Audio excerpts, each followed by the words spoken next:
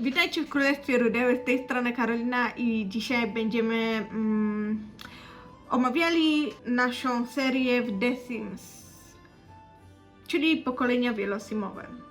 Pewnie się zastanawiacie, co to jest. Osoby, które oglądały poprzednią próbę nagrania tego, będą kojarzyły. Osoby, które obejrzały moją zapowiedź, też już mogą mieć pojęcie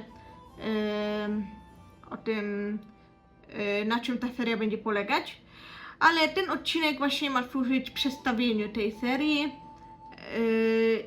No i w sumie tylko tym. Nie chcę tego łączyć od razu z tam zaczęciem, bo wyjdzie za długo, a no nie ukrywajmy, długie odcinki są na propsie, w sensie ja na przykład osobiście lubię, ale wiem, że mogą trochę zniechęcać, szczególnie jeśli jeszcze nie oglądacie tego kanału. Więc tak, Pokolenia Wielosimowe to jest seria, którą wymyśliłam już dawno temu. Pierwszą próbę nagrywania tego miałam w 2022 roku, więc już trochę minęło, to były 3 lata temu. Więc już sporo. Ja się szczerze mówiąc dziwiłam, jak zobaczyłam tą datę, bo myślałam, że to było trochę później, ale to już było 3 lata temu. Nie wiem, czy gdzieś nie istnieje taka seria, bo może istnieje, ale ja wpadłam na nią sama, ok? Bez inspiracji z zewnątrz, no bo to nie jest aż tak nie wiadomo jaki pomysł, nie? Tak jakby to nie jest coś na to, tylko nieliczni mogli wpaść, więc może już to gdzieś istnieje, ale ja osobiście się tym nie inspirowałam. Więc założenie jest takie, że zaczynamy w X średniowiecze, ponieważ ono jest najwcześniej na chronologii, no bo dzieje się akcja w średniowieczu. I w X średniowiecze zaczynamy na wrót. X średniowiecze będzie prawdopodobnie około 3 pokoleń. Generalnie mniej więcej po 3 pokolenia będą na każdą serię, a właściwie na każdą... No zaraz wytłumaczę, o co chodzi dokładnie.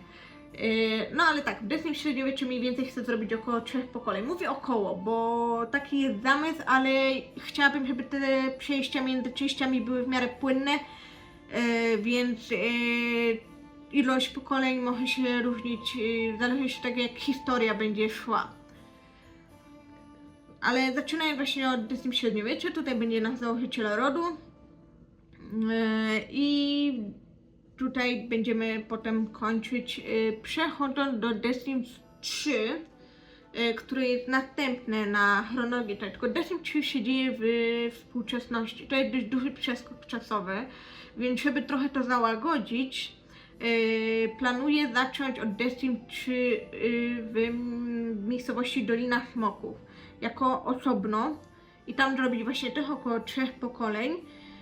Ponieważ to będzie taka mieszanka właśnie średniowiecznego vibe'u ze współczesnością, no bo tam już są telefony i tak dalej, a ja może będę używać jakichś modów, żeby to trochę zminimalizować tą współczesność w tym, a jednocześnie zostawić jakiś taki ale no tam są samochody, tam są telefony i to będzie się mieszać, nie? Mimo wszystko wydaje mi się, że taka to będzie płynniejsze przejście po prostu, więc będzie Dolina Smoków. Mam też pomysł na fabularne umieszczenie jej w świecie. Ja generalnie planuję przygotować mapkę, jak ja widzę świat The Sims, żebyście mieli pojęcie, gdzie to się odbywa. Ja to przygotuję i ja to opublikuję w poście osobnym oraz prawdopodobnie w którymś z filmików. Nie wiem, czy w następny, bo nie wiem, czy do tego momentu się wyrobię, ale planuję taką mapkę zrobić. I tak, i Dolina Smoków ma swoje uzasadnienie w mojej historii. A potem przejdziemy do Sunset Valley. Chcę, żeby to było Sunset Valley, bo nie wiem, czy to mówię poprawnie, możecie mnie poprawić. Ponieważ tam są te rodziny główne, że tak to ujmę, najpopularniejsze ćwirowie, landgrabowie i tak dalej, które pojawiają się w późniejszych częściach. Ja te rodziny będę dogrywać poza kamerą, tak samo jak w X średniowieczu będę dogrywać poza kamerą, ale do X średniowiecza jeszcze przyjdziemy.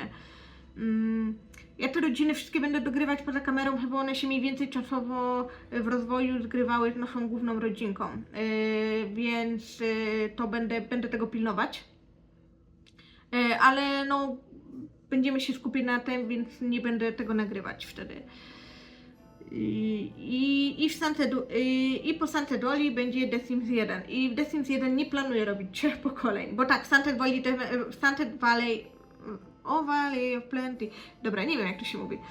W Sunset Valley też będą 3 pokolenia, a potem przechodzimy do The Sims 1, gdzie będzie 1,5 pokolenia, 2 pokolenia, czy ten deseń, no bo ono ma inną mechanikę gry, rozmachanie się tam to jest trochę inaczej to wygląda, te, no, jak to się nazywają, grupy wiekowe. Te grupy wiekowe też inaczej wyglądają, więc The Sims 1 nie nadaje się do końca na więcej pokoleń, tak mi się wydaje.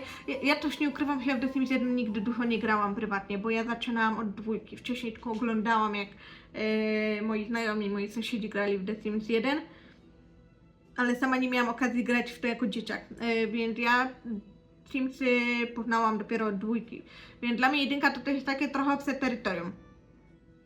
Ale postaram się coś tam jednak nagrać, żeby to trochę poeksplorować i żeby to 1,5 pokolenia było, nie? A potem przechodzimy do 2. Do 2 też na kolejne 3 pokolenia i będziemy grać w Miłowie.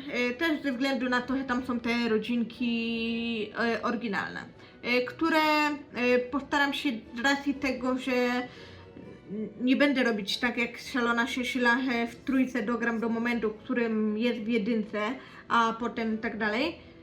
Tylko raczej będę te rodziny z późniejszych części gry dopasowywać do momentu, w którym skończyłam w poprzedniej części, czyli jeśli się okaże, że w 3 Bella i Mortimer już są starymi dziadami, czy coś w ten deseń, to jako starych dziadów ich zrobię w 2. Żeby po prostu pasowali do loru i w 1 też. Do naszego loru, nie? No bo skoro to mają być 3 pokolenia w Sunset Valley, no to prawdopodobnie Bella i Mortimer będą albo starymi dziadami, albo już będą martwi, więc istnieje taka szansa. Więc będę musiała poupgrade'ować po prostu tę rodzinę. A po 2 będzie The Sims Historia z Bezludnej Wyspy. Jako taki epizod kolejny 1,5 pokolenia, gdzie po prostu Sims 2 wybierze się na wakacje, a potem Historia z Bezludnej Wyspy, tam się z kimś ohajta i jego potomek wróci z powrotem do 2 na domknięcie i przechodzimy do 4. Ja mam generalnie pomysł fabularny na cały ten epizod z Historią z Bezludnej Wyspy i z tym potomkiem, dlaczego tak, a nie inaczej. I szczerze mówiąc nie jestem pewna, czy to będzie 1,5 pokolenia, czy jednak 2 pokolenia, bo 2,5 właściwie, no bo tak by mi bardziej pasowało do fabuły po prostu. Ale to zobaczę jeszcze, no zanim do tego momentu dojdziemy, to jeszcze minie czasu, więc no musicie poczekać. A po 2 przechodzimy do 4, mimo że 4 nie jest na linii czasowej poprzednich części, to ja ją tak potraktuję i po prostu tak jak w poprzednich częściach dopasuję rodziny do stanu obecnego, jaki będzie po przegraniu w 2. Pousuwam tych simów, których nie powinno tam być, dodaję simów, które tam powinni być. Jeszcze nie wiem, akurat w 4 nie wiem jeszcze, do którego miasta się przeprowadzimy, czy to będzie główna oaza Zdrój, czy jakkolwiek to się nazywało, czy jakieś inne, bo akurat tu będziemy mieli duże pole do popisu, że tak to jemy. I z 4 prawdopodobnie będą chyba największej ilości modów, bo 4 jako taką najbardziej ogarniam i wiem, jak to szybko w miarę, no zobaczymy. Więc taki jest koncept. Taki jest koncept na całość. A teraz się trochę rozbiję na szczegół. Generalnie jeśli chodzi o przejścia między pokoleniami, to ma wyglądać tak, że ostatnie pokolenie z danej części, na przykład w średniowieczu, ono się przeprowadza i tego samego Sima spróbuje odtworzyć w następnej części, albo przeeksportować go, jeśli to będzie ten sam silnik, na przykład The Sims średniowiecze versus The Sims 3, może się da przeeksportować tego Sima, żebym nie musiała go tworzyć na nowo.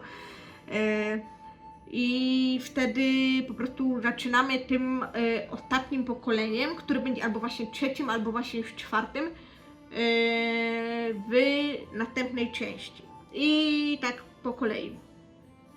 Że Sims w trójki, w Sunset Valley będę próbowała go odtworzyć w jedynce i potem Sima z jedynki odtworzyć w dwójce, żeby nim kontynuować tak jakby dalej, nie? Generalnie fabuła wtedy będzie mniej więcej taka, że Sims z jakichś powodów się przyprowadza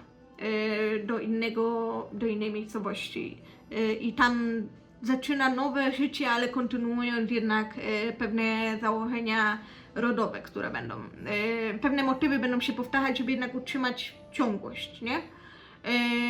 Myślę, że postaram się, ale nie wiem jeszcze, że w każdej części będę tworzyła takie drzewo genealogiczne do tam jednego pokolenia wstecz, żeby nie było takie puste, nie? Że coś tam jest. Nie wiem, czy będę całość robiła, bo to trochę za dużo roboty, ale tak do jednego pokolenia wstecz, żeby chociaż rodzice byli w drzewie genealogicznym, kiedy tego nowego Sima tam przyniesiemy, nie? Więc w ten sposób. Na pewno będę robiła drzewo genealogiczne poza grą, żeby było widać kto, co, jak, dlaczego. W jakiejś appce albo na jakiejś stronie są te różne, tam, nie pamiętam teraz, ale będzie zawsze jakieś podlinkowane pod postem, pod filmikiem w sensie. I w ten sposób właśnie zamierzam robić te wszystkie poszczególne tranzycje. Tak samo właśnie będzie w The Sims Historia Bezludnej Wyspy, gdzie po prostu Sim z jednego pokolenia się rozbije, założy rodzinę i potem jego potomkowie wrócą z powrotem do Miłowa, ale jednak nie będą się umieli odnaleźć czy coś takiego. I szczerze mówiąc, nie pamiętam teraz do końca, jak to miałam tam zrobione, czy... Nie, chyba jakoś tak miałam to zaplanowane. Dzieciaki, nie ten konkretny Sim. Wrócą i jakoś tak to będzie wyglądało.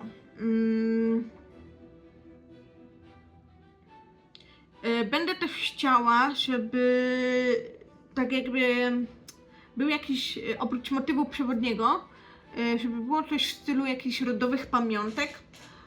Tutaj popracuję nad tworzeniem modów, raczej w formie dekoracji niż użytkowej, żeby stworzyć coś, co będzie przekazywane z pokolenia na pokolenie, mniej lub bardziej używane, czy to gdzieś na strychu będzie trzymane albo wystawione, w zależności od tego, jak się będą toczyły losy danego pokolenia. I żeby w każdej części po prostu był taki element powracający, nie wiem, jakaś skrzynia z czymś, jakiś zestaw elementów. Tylko mówię, tutaj będę musiała popracować, albo znajdę jakiś mod, albo coś spróbuję stworzyć, nie znam się na tym, ale od czegoś trzeba zacząć. Więc w ten sposób będę próbowała coś zrobić. No i na pewno będę utrzymywała nazwisko, no bo jednak chodzi o to, żeby to był dany ród, nie? Więc niezależnie od tego, kto będzie dziedzicem, to nazwisko będzie przechodziło z dziedzica na jego małżonka, a nie na odwrót, niezależnie od płci, nie? Żyjemy jednak nawet w średniowieczu, nawet w średniowieczu tak będę robić. To znaczy w średniowieczu tam w ogóle nie ma opcji chyba jakiegoś tam specjalnego wyboru, ale jakie nazwisko i tam w ogóle często tego nazwiska nie widać, ale w domyśle oni wszyscy będą mieli to samo nazwisko. I teraz tak, potem nad poszczególnymi częściami się będę rozwodzić już jak do nich dojdziemy. No ale teraz zaczynamy od średniowiecza, tak. Więc tak, tutaj macie już stworzone królestwo, ponieważ wszystkimi innymi profesjami, jeśli będzie taka potrzeba, będę grała no poza nagrywaniem, bo one nie są nam potrzebne, w sensie one są tłem do historii, nie tą naszą główną historię, więc nie opłaca mi się tego nagrywać. Dlatego na razie mamy już stworzone królestwo, ponieważ jako pierwszy musiałam zagrać monarchą, a monarcha nie jest naszym założycielem rodu. Nie chcę, żeby to był monarcha, bo to jest trochę takie oklepane, nie? W sensie oklepane i pewnie daje trochę takie... Okej, można byłoby wymyślić coś potem, że z jakiegoś powodu ta rodzina królewska trochę traci przywileje, trochę traci statut, już nie jest taka bogata i tak dalej, no ale jednak startujemy z zbyt wysokiego pułapu na mój gust. Więc nie. Od rodziny królewskiej nie zaczynamy. Ale mamy stworzonego króla, Lorda Aureliusza. I on sobie ma salę tronową. Ją zobaczycie w trakcie gry, teraz nie będę pokazywać, jak ona wygląda. Ale tak, jeśli chodzi o to, kim zaczniemy, to wcześniej, jak to nagrywałam, zaczęliśmy od Barda. Tu jest Bard. To był nawet spoko koncept, dlatego była wtedy, to był ród człowieków.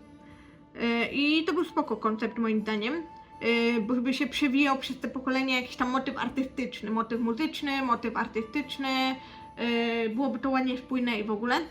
I szczerze mówiąc myślałam o tym, żeby zrobić tak znowu, ale no nie chciałam, no nie ukrywam, że nie chciałam zaczynać od tego samego, co robiłam wcześniej, no bo to trochę nudne. Nie bez powodu nie kontynuuję tamtego, nie? To znaczy powody są inne, ale można uznać, że to jest jeden z nich.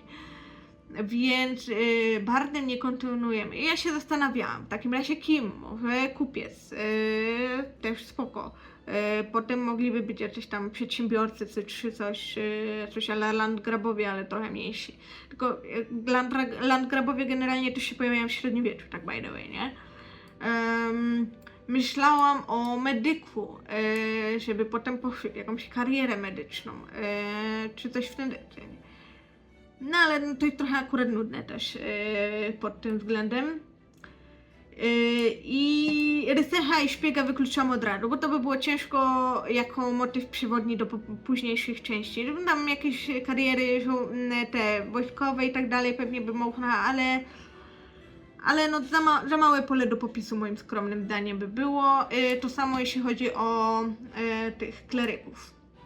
Jeśli oni mogą się pojawić jako część naszej rodziny, jeśli się któreś z dziedziców się wrzeni w nich, ale nie są naszymi głównymi, nie jest naszym głównym motywem przewodnim. Jako założyciela wybrałam w takim razie czarodzieja. Dlaczego czarodziej? Generalnie lubię wątki fantasy. Lubię istoty nadnaturalne. A w Simsach jest sporo. Tak jakby późniejsze pokolenia niekoniecznie muszą być związane z magią w kontekście bycia właśnie czarodziejem czy wróżkiem.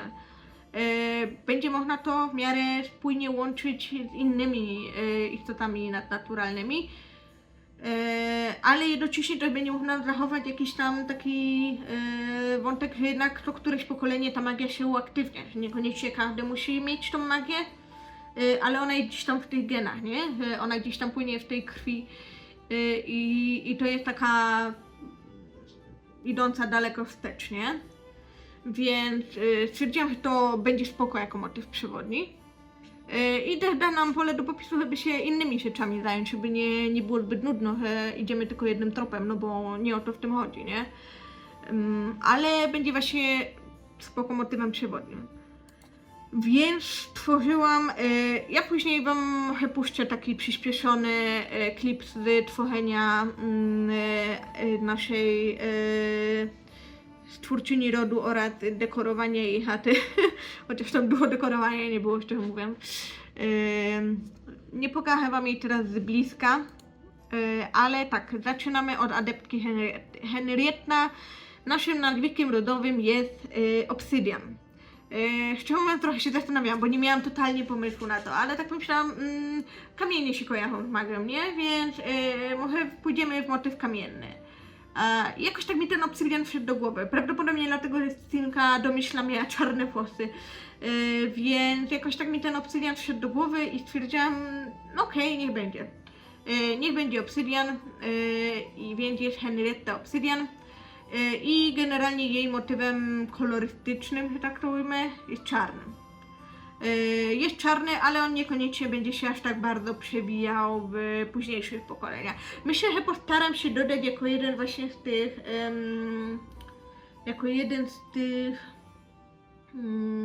jak to tam mówiłam, pamiątek rodowych, właśnie jakiś kamień, który będzie obsydianem, jakiś czarny kamyczek. Obecnie ona ma taki na czole w tym swojej tiarze, więc pomyślałam, że może znajdę jakąś podobną i na przykład jako dekorację ją, albo po prostu, że niby ten malutki kamyczek z tej tiary po prostu zostanie wyciągnięty i będzie przekazywany dalej, nie? Coś w ten deseń. I będzie taki mały kamyczek jako jeden z elementów tych pamiątek rodowych, bo myślę, że po każdym pokoleniu bym chciała dodać po prostu jakąś taką jedną rzecz, która będzie gdzieś tam przekazywana, tak że pod koniec się nagromadzi tych rzeczy więcej, żeby nie było tylko jedna, ale żeby po prostu każde pokolenie dodało coś od siebie.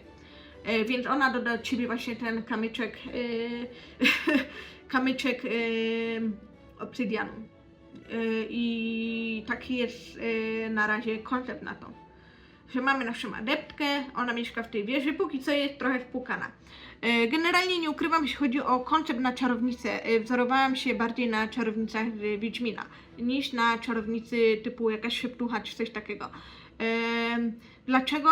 Dlatego, że ten świat, który tutaj widzimy, to jest, teraz nie ma murów, ale później na którymś etapie się pojawiają te mury i to jest po prostu teren de facto za murami zamku. Te tutaj domy, które są, czy coś, to są ludzie, którzy mieszkają wewnątrz murów zamku, więc zakładam, że to nie są jakieś tam tacy totalni parobkowie, tylko ludzie, którzy mają jakiś status, raczej taka klasa średnia, bym powiedziała, plus klasa wyższa. I tą czarodziejkę uznaję za tą klasę wyższą, ale nie jakąś super, w sensie ona jest adeptką, obecnie jest trochę spłukana, bo wydałam pieniądze na wyposażenie, co zobaczycie zresztą w następnym odcinku, wytłumaczę do końca. Ale tak, uznaję za trochę klasę wyższą i właśnie wzorując się czarodziejkami z Wiedźmina, że tam trochę się upiększyła, tudzież urodziła się piękna, mogło być też tak. I wykorzystała swoją magię do tego, żeby się wkraić w łaskę króla właśnie jako gdzieś tam jego doradca i dzięki temu żyje na pewnym poziomie. A nie jest po prostu jakąś tam zielarką, wiedźmą, taką szeptuchą gdzieś tam mieszkającą w wioskę. Tylko zaczynamy trochę z wyższego pułapu, nie? To nie jest totalne zero. Tak jakby tutaj też nie ma sensu, szczerze mówiąc, zaczynanie od totalnego zera, no bo tu nie ma za dużo co do osiągnięcia takiego finansowego, nie? Tutaj są te misje konkretne, więc na tym się będziemy skupiać. Ale tak, po wydaniu pieniędzy na udekorowanie i tak nie zostało się zbyt wiele, więc trzeba będzie trochę się odkuć.